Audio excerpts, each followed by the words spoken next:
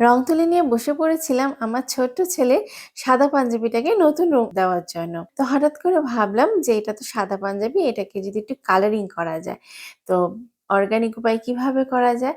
হাতের সামনে ছিল কাঁচা হলুদ, তো সেটাকে পেস্ট করে নুন জলে ফুটিয়ে নিয়ে একটা রং বার করে নিই। তো এই যে ভালো করে এটাকে নুন জল দিয়ে গরম করে ফুটিয়ে নেওয়ার পরে একটু ঠান্ডা করে আমি সাদা পাঞ্জাবিটাকে ভালো মতন ভিজিয়ে রেখেছিলাম। বেশ খানিকক্ষণ, এই ২ ঘন্টা মতন। কিন্তু এই দেখুন, এটা হয়ে গিয়েছিল আমার পুরো কমলা কালার। মনে, মনে ভেবেছিলাম যে হলুদ রঙের হলে ভালো হয়, কারণ সরস্বতী পুজো উপলক্ষে এটাকে করছিলাম। কিন্তু হয়ে গিয়েছিল কমলা কালার। তো যাই হোক, এটাকে ধুয়ে-টুয়ে নেওয়ার পরে দেখলাম যে না, এটা হলুদ কালার চলে এসেছিল। তো এই যে হলুদ পাঞ্জাবি, আমি ১ম এ ভেবেছিলাম যে এটার মধ্যে ফেব্রিক কালার করব সাদা কালার দিয়ে। তো সাদা কালার করার জন্য ১ম এ আমি কি করব সেটা ভেবে পাচ্ছিলাম না কিছুতেই। তো হঠাৎ করেই মাথায় এলো এই বোতামের পাশ দিয়ে একটা স্ট্রেইট লাইন, মানে স্ট্রেইট ডিজাইন নামবে। আর ২ পাশে যেহেতু এটা গোল গলা, তো গোল হিসাবেই আমি ডিজাইনগুলো নামাবো। তো ২ টো লেয়ারে আমি এখানে ডিজাইন নামাচ্ছি। একটা আম মোটিফ, একটা আরেকটার অপোজিটে আরেকটা। তারপর 2nd লেয়ারে ছিল পদ্মফুল আর হাঁসুলি মোটিফ। এইগুলোই এপ্লাই করে, করে আমি এই ডিজাইনটাকে পুরো ভরাট করে দিয়েছিলাম। আর এই যে একদম এন্ডে ভাবলাম কেমন ফাঁকা, ফাঁকা লাগছে, তো এখানে একটা আম মোটিফই দিয়েছিলাম একটু অন্য প্যাটার্ন করে। তো তারপরে ভাবি যে এই যে স্ট্রেইট যে ডিজাইন করার জায়গাটা, এখানে কি, কি করা যায়?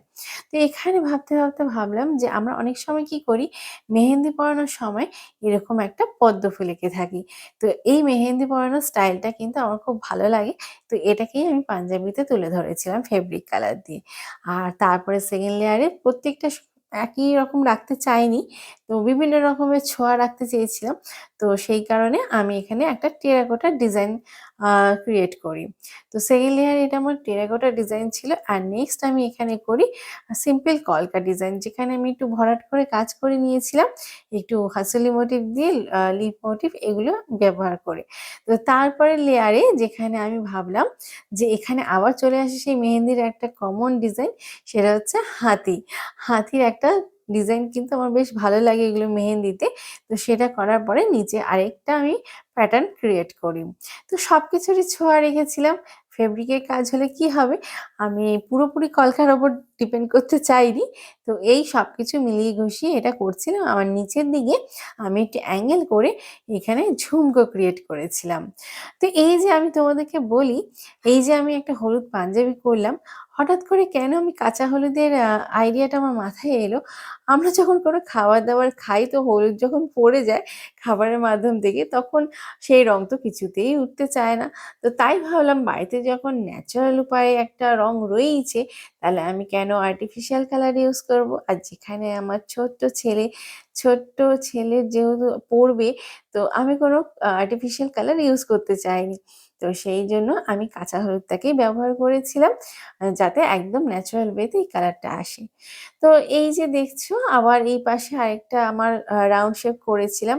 তো এখানে আর কোনো ২ টো লেয়ার করিনি। এখানে আমি একটাই করেছিলাম। আর এখানে আমি ভরাট কাজ করেছি, যেখানে আমি আবার পদ্মফুল, হাঁসুলি মোটিভ, আম মোটিভ, লিফ মোটিভ বিভিন্ন রকমের মোটিভ ক্রিয়েট করে একটা ভরাট ঘন ডিজাইন করেছিলাম। আর এখানে আমি একটা ময়ূরের ডিজাইনও করেছিলাম।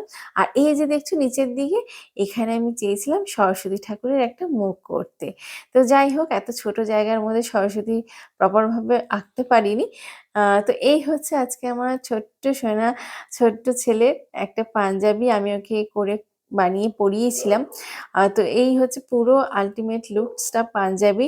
তোমাদের কেমন লাগলো এই পাঞ্জাবির ডিজাইনটা এবং এই কলকা ডিজাইনগুলো তোমাদের কেমন লাগলো অবশ্যই আমাকে কমেন্ট করে জানাবে। আর ভালো লাগলে লাইক, শেয়ার অবশ্যই করবে। দেখা হচ্ছে অন্য আরেক ভিডিওতে। Till then by.